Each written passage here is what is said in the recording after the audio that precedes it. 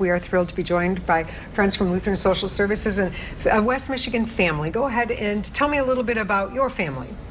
Well, my name is Lynn, and I'm the mom of 2 children. I have a 9-year-old and a 12-year-old. I teach part-time, and I have a husband who works and travels, and I'm also taking care and helping to take care of my parents who are in an assisted living facility. And you brought your mother along. Hello. Yeah. Hi. Let's talk about kind of how your life has changed. You've got this daughter who's so busy with the grandkids and all, and you and your husband maybe needing her a little more than you thought you might. We do. And when Lynn suggested moving to an assisted living home, I thought, I don't need an assisted living home, but my husband had a stroke 2 years ago, and it certainly does help it, and once we decided to do it, it was fine. All right, Lynn, those are big conversations. Tough conversations, they are. How did you even start this one?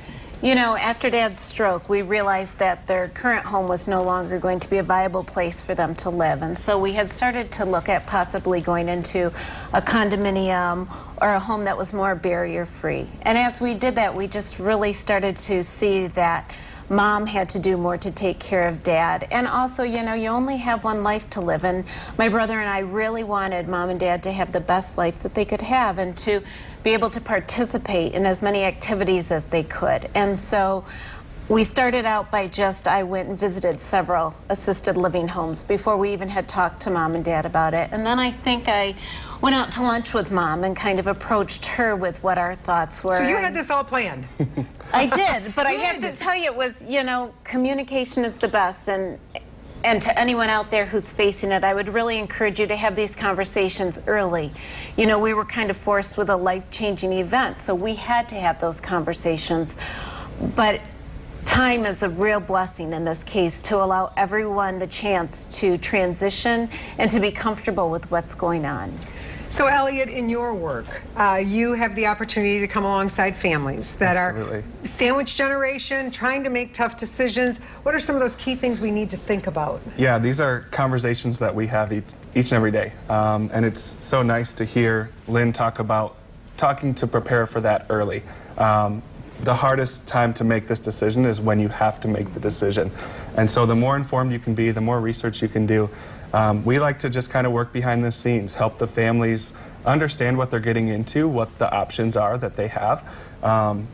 We try to emphasize the fact that your story doesn't end, and you can create a new story. It doesn't mean that because you're moving into a new community that you can't still have the same fun or new adventures that you had before. So just walking alongside and providing that peace of mind for families like Lynn, and then we get to enjoy Carol and Marv while they're with us. So. Well, Carol, you're at Maple Creek. Are you happy with the decision? I am. Isn't that awesome? How does it make you feel to know that your mom is in a spot she feels good about? It makes me feel wonderful. It's nice that my parents are nearby. When they need me, I can be there and help take care of them. If I'm not available, I can call on my brother. But it's just nice to know that they're in a place where they're taken care of and where they also have opportunities to have a great life, to have social experiences, and also when they need that support, it's there too. And it's great that there are people like Elliot, Maple Creek, Lutheran Social Services there for every step of the way as we move through all this. Absolutely. Thank you so much. We appreciate you sharing your story. I'm glad you're happy, and you've done a very brave thing. Thank you for inspiring us. Here's a final thought I'd like to leave you with tonight. I hope you and your family have a great evening where you live.